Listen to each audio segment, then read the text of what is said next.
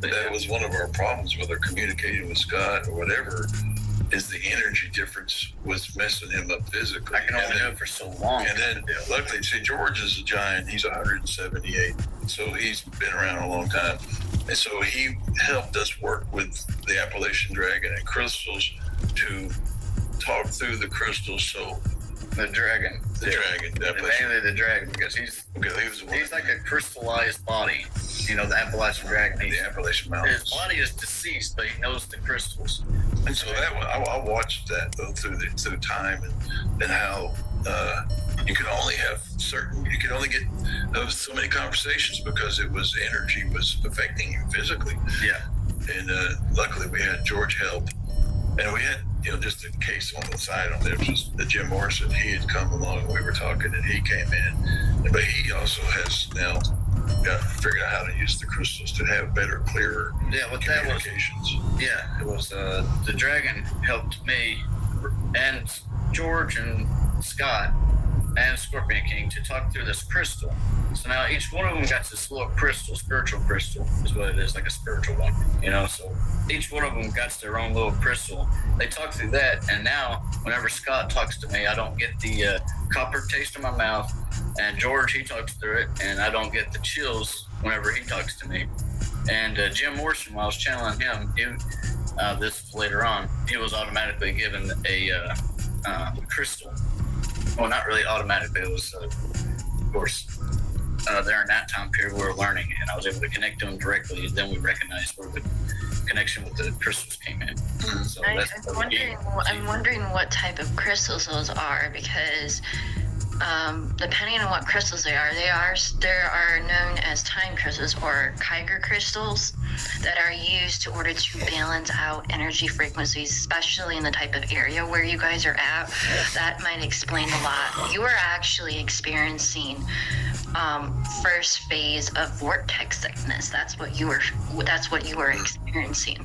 So it's really good that they actually were allowed to actually correct that before it got any worse. But it was like it was in the very, very early stages of that.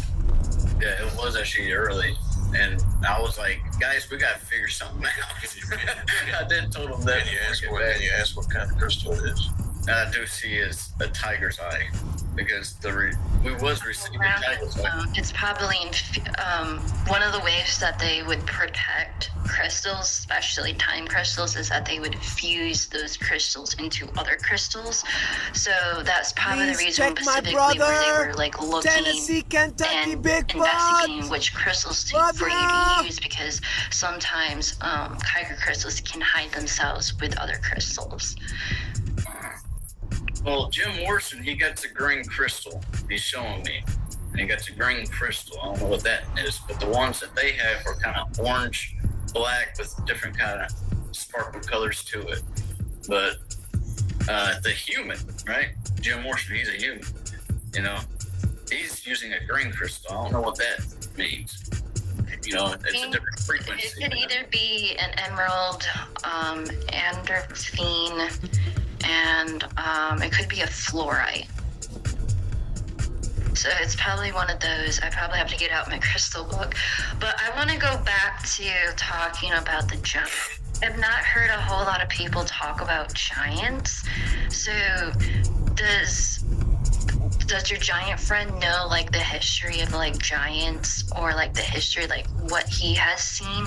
Because it'll be kind of interesting to hear from his perception, or like what you guys have experienced with dealing with giants, because I don't think anybody else has talked about that before.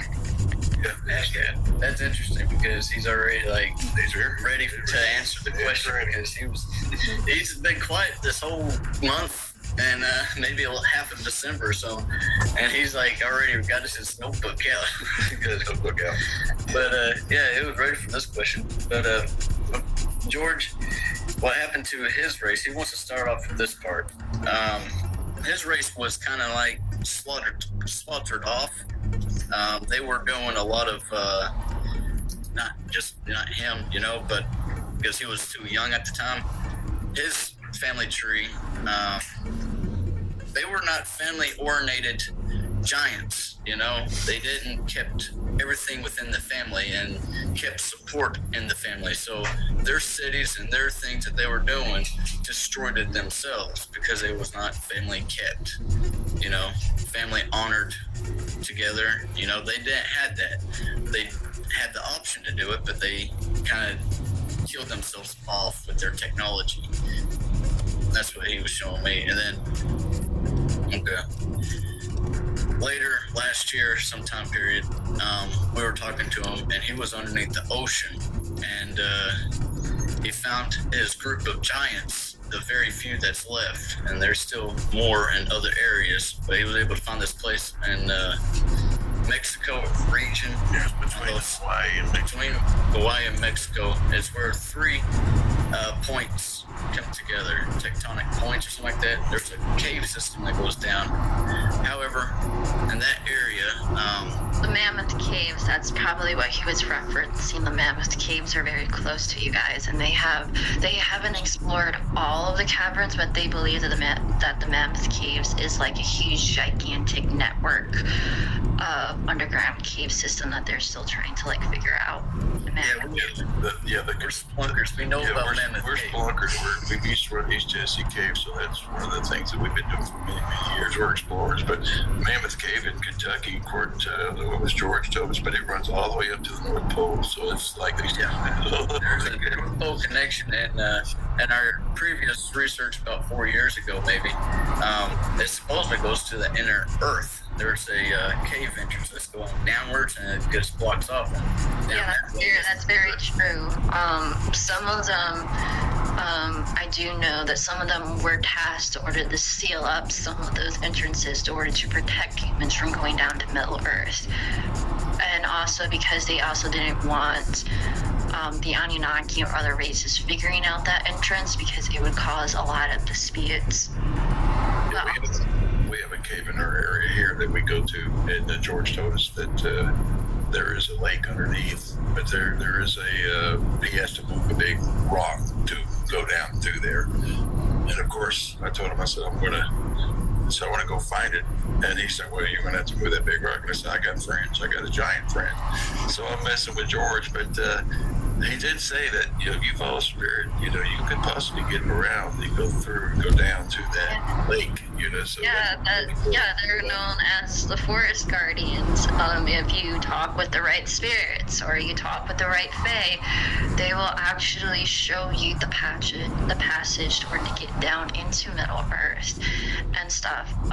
The number one reason why they were sealing that up was to protect human lineage or human history, but they're also doing it in order to protect Earth's heart crystal. Earth has a heart crystal, which what frequencies the Schumann resonance, or like the heartbeat of Earth, and they were trying to protect that from. Was it George that told you about the way the Earth was? Yeah, it was George the giant that showed me the Earth, the way it's designed to connect to the other planets and stuff like that, including what's here ourselves. It's like we're on a flat. It's not even flat. That's the issue with such a vast thing. You could think it's flat, but it's not quite flat. They got a portal through the bottom part that goes down to the other layer of land mass underneath us, and it's like a cone. I'm seeing a cone, like a black hole that they show that's like a cone like that. So you got this part right here on the top part, that's where we're at, and then on the cone downwards is another place. As you see, like it's above that, flip the other way. So the land on top is the stars from down here, right? And then the land up here is like another cone going up, and there's another land of stars from that way. The land underneath us is the stars for the land down there. If that makes sense. Yeah, it does. And somehow we're like connected to all the other stars through that. Yeah, the ET's kind of like got technology to go through the molten lava. The molten lava. From this one down to Earth, or down to the. Yeah, if you have technology to have your system connected to where it doesn't melt going into lava, you can go through. But that's for those areas with the ship. Other areas would be tighter, and you don't need to go through molten lava. That's what I was saying. Yeah, that was George. That was George, yeah. I was just trying to think what she was looking at, know more about George. Well, George has given us so many topics, but Yeah. George, he, after meeting up with the other giants, he finally recognized that that they all have a chance still. If they're alive still, they still have a chance. That means God didn't kill them all off for them not to have a chance again. Now, at least they know what to do now. Just keep your family oriented, keep your family together. Don't neglect your child, right? That's pretty much what it was don't neglect your child. And that's what he recognized now. He still has a chance. And God didn't abandon them. And they're not evil because, they got killed off. No, they're not all dead. So God didn't kill them all off and just say, that's it. If God's done with the race, he'll be done with it. No, they're not done with it. God's not done with that race. Yeah. Not yet. So that was very important for the giant community. Yes. To have the recognition that, we're not evil. I mean, George, he's 178. He finally recognized he's not evil after his whole life thinking his whole family getting killed off, slaughtered off, and stuff like that. He's telling me all get locked up and chained underground and stuff like that.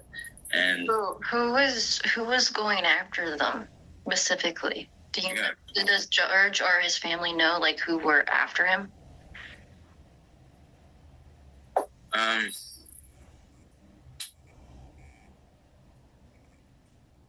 It was the races out off this land.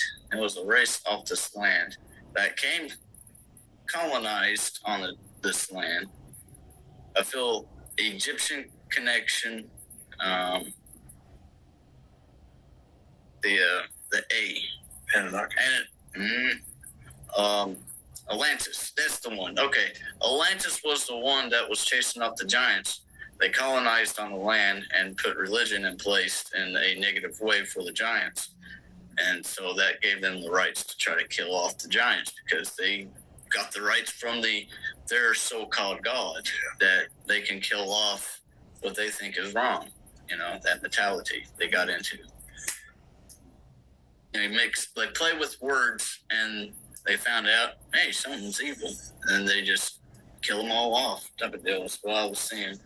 There was a lot of scientific thought and placed into it, like global warming and stuff like that. That's what I'm seeing. That makes a lot of sense how the Atlanteans started to become corrupt. So they were trying to find a new place to be refuged. So not enough food. That makes a lot of sense. Right. They come up with saying that not enough food and stuff like that to feed the giants. So that's why we have to kill them all off. Religious thinking. So, they had dragon. They had dinosaurs, big creatures that was there to feed the giants. But the giants also got greedy and tried eating the humans and eating the little creatures. When they shouldn't have been eating the little creatures. That's why all the big races are gone down.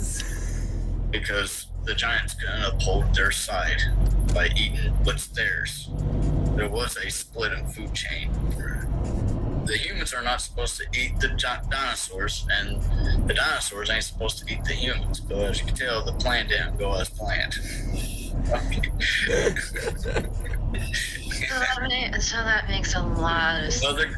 Other guys coming in saying that the reason why she kept our race is because she loved the little creatures. And Jim, she loved love the you guys. Ones because the big ones And Tina, neglect big on the hugs little to ones. Tina. So you have to get rid of one or the other. But it's not bad to keep them around, have remembrance of them, like the elephant and the rhino. They are needed for this planet. She needs the big spirits because that puts in the strength for human to have a stronger will in this world, because without the big creatures, without being beside a big creature, standing beside one, you won't recognize the energy that they put off. I guess there's energy that they put off. I didn't know. That's cool. That's cool. Yeah, it balances out the equilibrium of energy fields and energy and stuff. It's also helps with some people believe in the reincarnation cycle, where some souls that want to like evolve or like come from the lower planes of existence will try to... Oh, sorry. Oh my god. Or like come from the lower planes of existence will try to reincarnate into different animals before they reincarnate into humans and stuff. So it's sort of like the cycle of the equilibrium, or like the reincarnation cycle of spiritual growth that they're trying to like protect. Yes, you're right. Well, the guy is saying, yes, I'm supposed to know that already, but she said that she had to let me stop so you can say it. Yes, it's reincarnation. She loves all of her little pretties, and she needs our souls to go through things that will benefit us. So when we reincarnate, we can reincarnate as a dragonfly. The next reincarnation, we could be like a giraffe. Yeah, live 40 years. My grandmother, she's Cherokee, and she came back one time. She came back as a dragonfly, and one of my oldest son, she bit him because he didn't appreciate the small things. Just to show you how that kind of works. But she told us about that. That's really funny. But yeah, I've never heard anybody get bit by a dragonfly, but he got bit by a dragonfly because he didn't appreciate the small things. But he didn't appreciate the little things in life, so the little thing bit him. Yeah, So she did it. Gives you a recognition. So let's move on to the next person to talk about, which is the Scorpion King. So that's something that our audience have not probably heard about or like know about. So why don't you give like a little brief introduction about who he is or what he wants to talk about for this interview? Okay. Yeah, he wants me to talk about the beginning of how we met up with him. Not too far in the beginning. we talk about Scott, the incident. Yeah, I'll tell him. Okay. Yeah. So Scott, Bigfoot, he was chasing this it creature. This it creature is one that is just negative in the woods and just terrorizing things around. It's just negative in general. It's like a demon, you can classify it as the it. And Scott, he was tracking down this creature that he thought was an it, but he recognized later on that it was Scorpion King. And the Scorpion King, he had a breastplate, stuff like that. We'll tell it more. It's in Revelation 9. We're gonna get more details about it in Revelation 9. But Yeah, so Scott went and tried to hit him against a tree, stuff like that, and Scorpion King ran off, connected to George the Giant, talked to him, and we recognize that he's a spy of God. Scorpion King is a spy of God, and he usually speaks in thee, thy, and stuff like that, the biblical wording, biblical text of understanding. And he does that to keep the relevancy, is what he said just now, so people can fall back on the Bible. When they read from the Bible, they can get an idea of what he's coming from. See, what Scorpion King does, he comes into people's areas in the woods, and whenever there's like a feud going on inside the house and it's negative, he'll just intensify it. And he prefers to do positive, but there's been so much issues going on with many people in the homes that are not enjoying nature enough to have a positive perspective. He'll just intensify the negative into these people's homes. So they'll have to get out, have to wake up, have to break free from being negative. You go negative so far, you have to be positive, because there's a spark that's going to happen. People's going to have to wake up, type of deal. So that's what he does. He tries to push people into the broader perspective. But to do that, you got to be the enemy sometimes. That's what he showed me. All right. And also, he also comes in to tell, to speak up upon the revelation. Revelation is, in the Bible, is a current theme that goes on with each individual lives.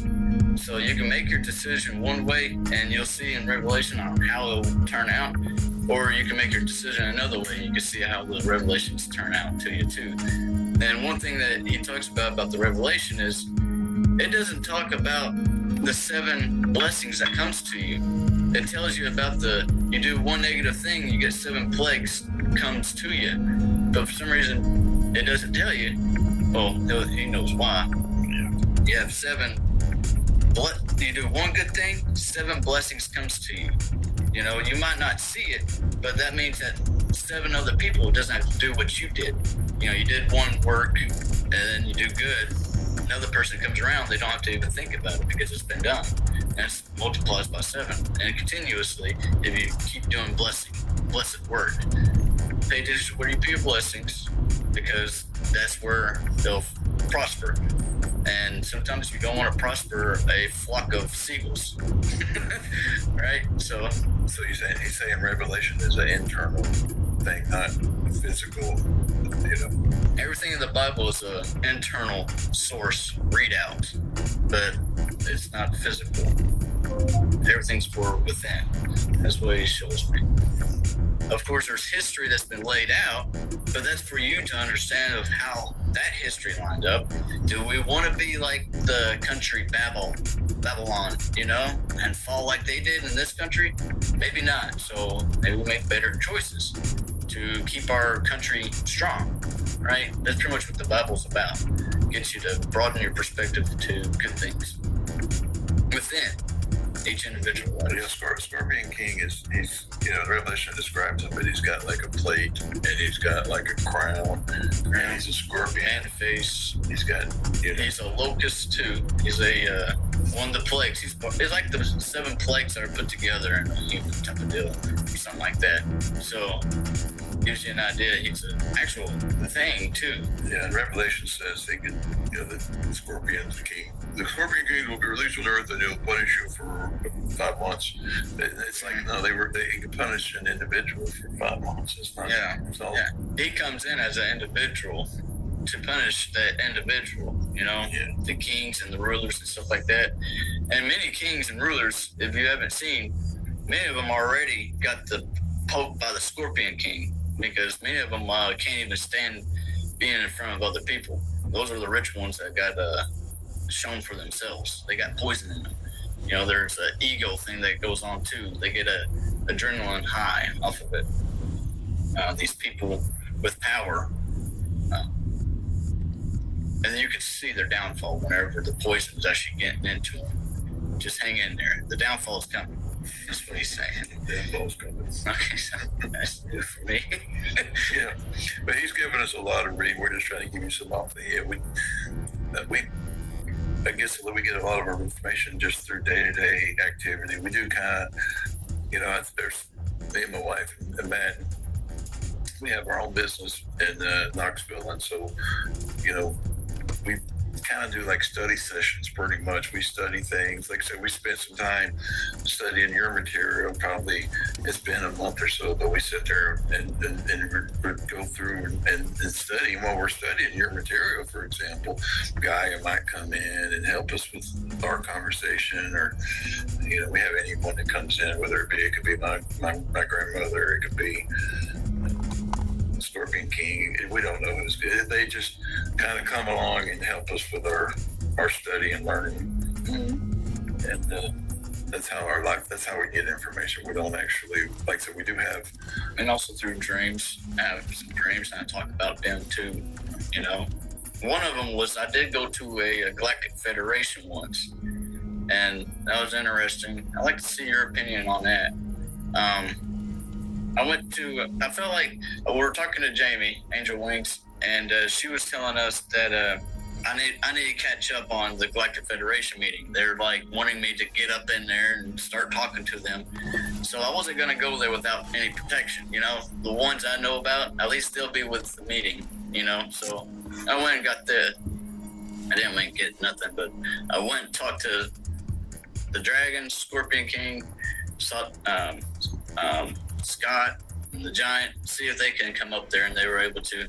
Went up there, and the Galactic Federation was like talking to me and stuff like that, and then they like stopped talking. I look out the big window, and here comes the dragon, you know, the God's first dragon.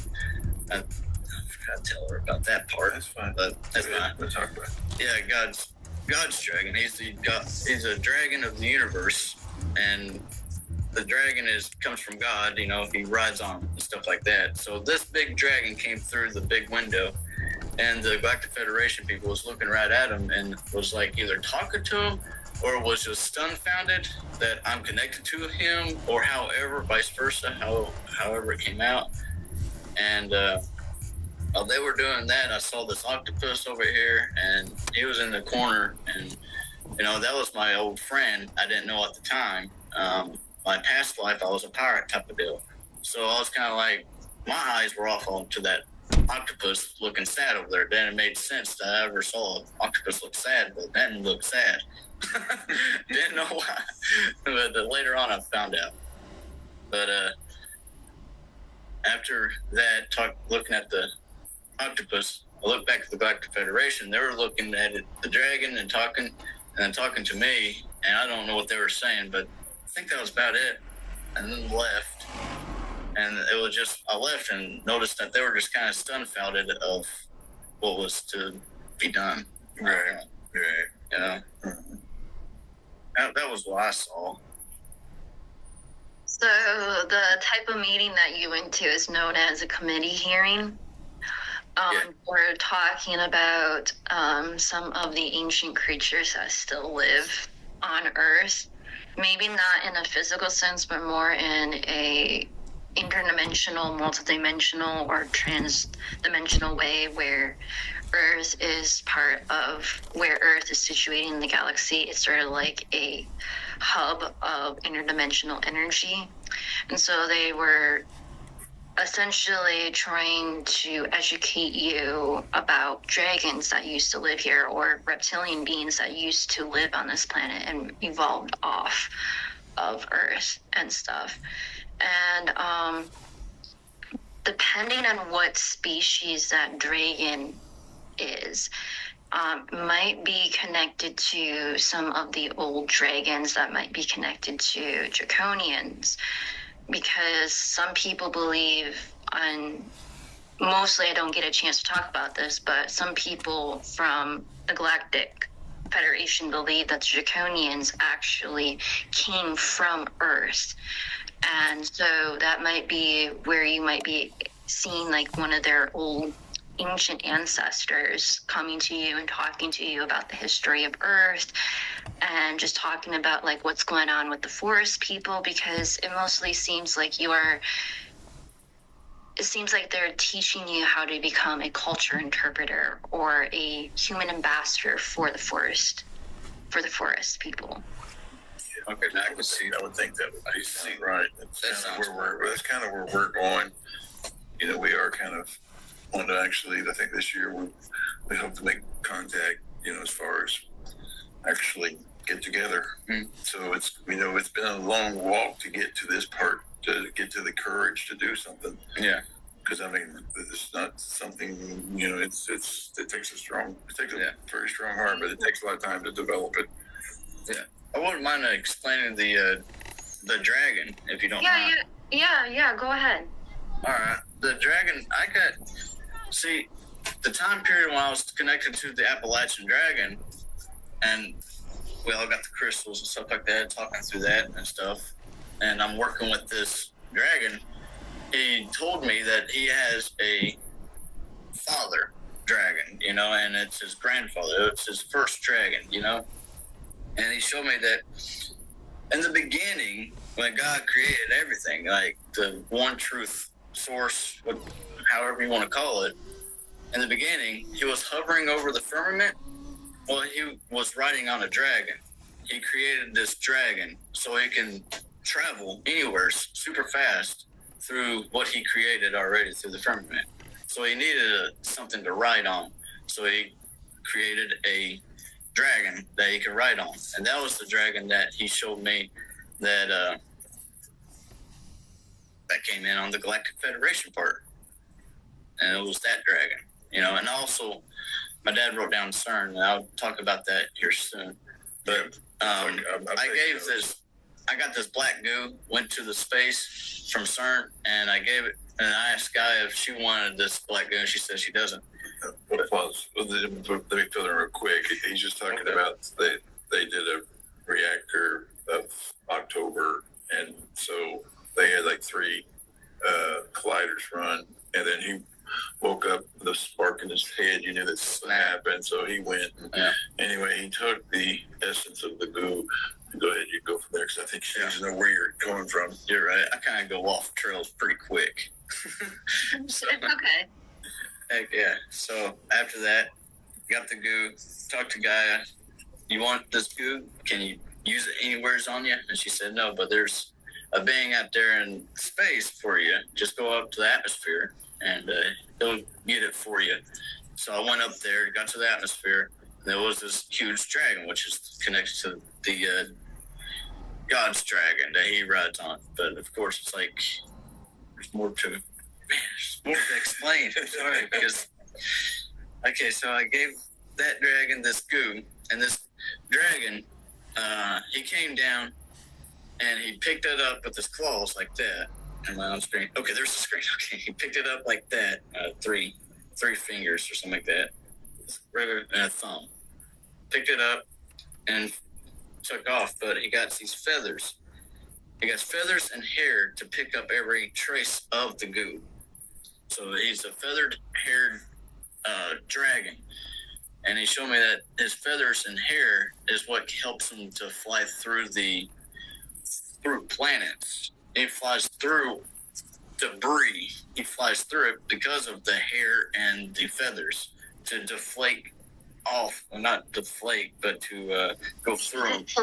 Oh, he's a celestial dragon. Okay, so that makes a lot of sense. He's a celestial dragon. There's dragons are animals that live in space or live in what it's known, we call it null time, or like time in between time. It's also where a lot of people talk about the space whales and or other interdimensional creatures that live. So the void of space isn't actually a void. It's filled with multi-dimensional celestial creatures that live in space. And so it's amazing that we're actually able to see this celestial dragon that just moves or like travels through different planets. So what he's actually doing is traveling through different heart crystals.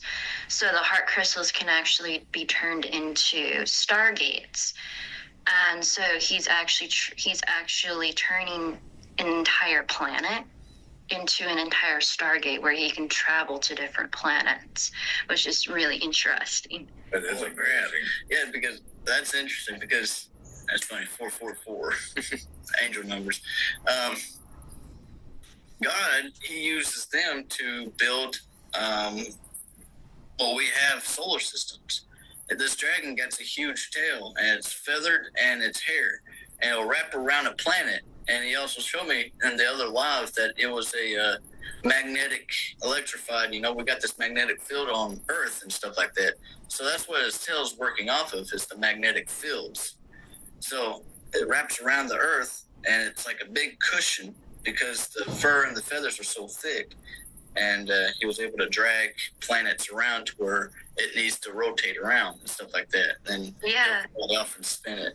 However. Yeah, the dragon race, or the celestial dragon race, they were also part of the builder races. So there were builder races that would form planets, like actually create planets. And then there were creator races that would build star systems, or like map out how the solar system would be. And then you would have the celestial dragons, which will move those planets into rotation or to create life. And then other creators will seed planets or to create more or new life in the galaxy. So you were able to actually see one of the original builder races, which is the celestial dragon, which they were actually, their skill set was to actually move planets into orbit in order to create the type of planets that we have in different solar systems. That's pretty awesome. I was able to see that dragon. I forgot to tell her about the God. It was like 2 years ago, maybe a year and a half. I was working with all these Scott and George at the time, and I was talking to God, Jesus, like I usually did back then. But I was like, God, I got too many voices in my head, and I need to cut everything off so I can know what my voice is. So that's what I did. I shut everything off completely. And I even told God, I don't want to hear your voice either, because I want to get into this point where I can know my thoughts for what they are. So I even cut God off. And when I did that, he gave me a stamp on my forehead, like thud. Like I was sleeping, I just felt thud, just like that. Oh, what does that mean? I guess he improved in the next few days. Clear-minded. I went that night too. When I went to bed, clear, black, no thoughts, just me thinking. And I recognized, hey, I'm in a room with me just in it.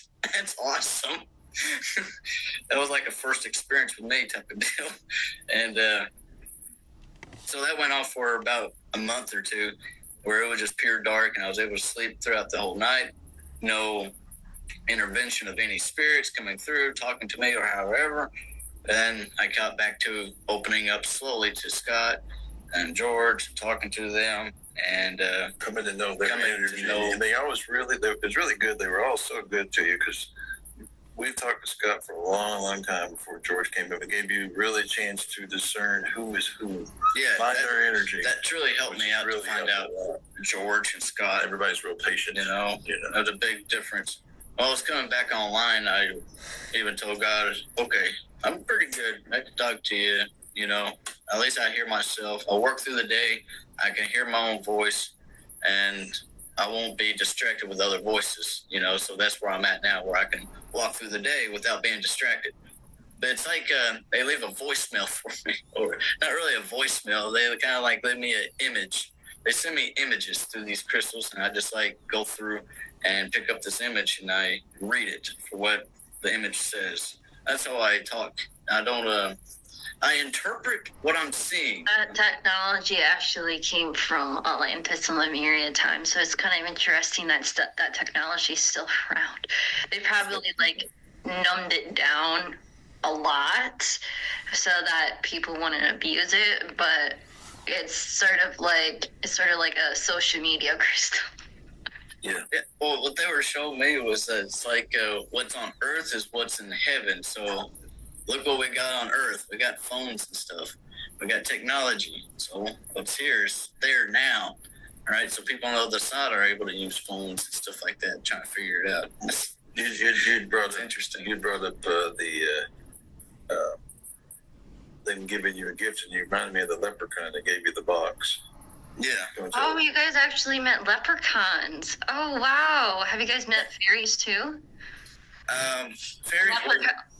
We catch them on the cameras that we have at night and stuff like that. But they tell them what's a leprechaun. Then, of course, we were driving. Dad was driving, and Dad said, "What does that tree have to say?" Because I was talking to trees. We stopped at a red light, and still do. And there was a cedar tree beside us. So I'm like, "Hey, what's that tree got to say?" And he goes, I looked over, and when I looked over, I saw this little red head jump into the windowsill. And he just jumped from the tree there and dropped a box in my lap. And he said, "Take this." And then he jumped out. It was very direct. It says I needed it. Take this, you need it. So for a long time, everybody's like, "Oh, it's a trickster. It's a trickster. Don't play with the box. The box is evil. I got a bunch of evilness in there." So I'm like, man, I'm just going to keep it to the side. As long as I don't open it, the Pandora box won't be open.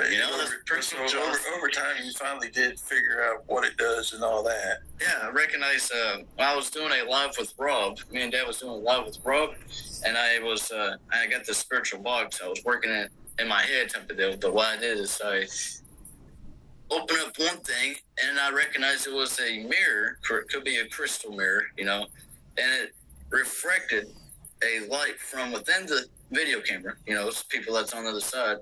It reflected their light to the information that they're looking for, like Scorpion King or Scott, or they can see where the energy trail goes to directly without, like, so they can have their confirmation. That box was for them to have their confirmation that, oh, this person's actually, tuning into certain things directly. So that's why I was given during that live, he was doing a lot of with the box. Yeah, moving the crystal mirrors and stuff like that to where people are looking for the information, because the information is not within me. It's within me. It's not me, though, right? Like, it's you, but it's not within you. But it's within you, but it's not you, right? So the information anybody's looking for is not me that they're looking for. They're looking for the information that I found it through, or through what you find it through, That's it. That was it. We're just talking about the little dude that jumped on the windowsill and threw a box in your lap and said, take it, and ran off. Yeah. And we're like, okay, cool. What are you doing with that? So the other thing I want to talk about is, have you had conversation with the trees? Do the trees, because I know that some people talk about there's living trees. Have the trees ever communicated with you guys, or? Sorry. Yeah. I've talked to them a lot, and it's not like I talk to them. And of course, they're very vast, and how they will communicate to people. They're super vast. They're showing me, but the way they communicated to me was through imagery, showing me the history layout, like old horse and buggies used to ran up certain areas of the valley, and I could see the horse and buggy as you're walking right there. And it was the tree showing me what they saw. It's like seeing the eyes through a tree.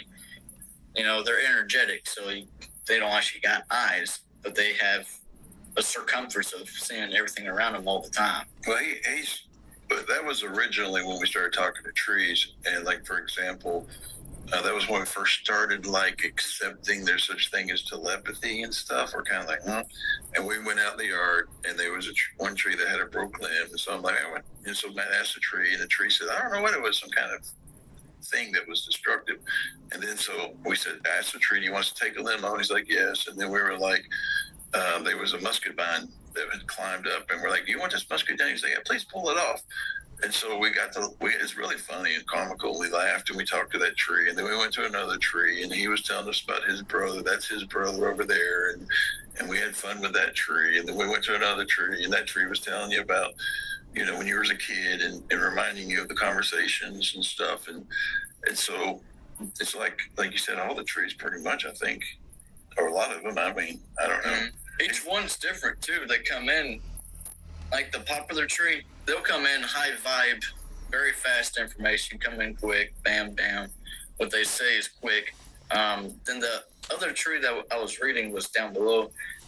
It's a hollowed out tree. I don't know what type it is, but it comes in quiet. Guys, slow, you can watch the rest on my brother Tennessea, Kentucky Bigfoot channel. Different. They told us the other day we Thank had you a very root much, driveway my ran people. through John P. loves you. Stay blessed. And of course, he was going to pull it up, and the tree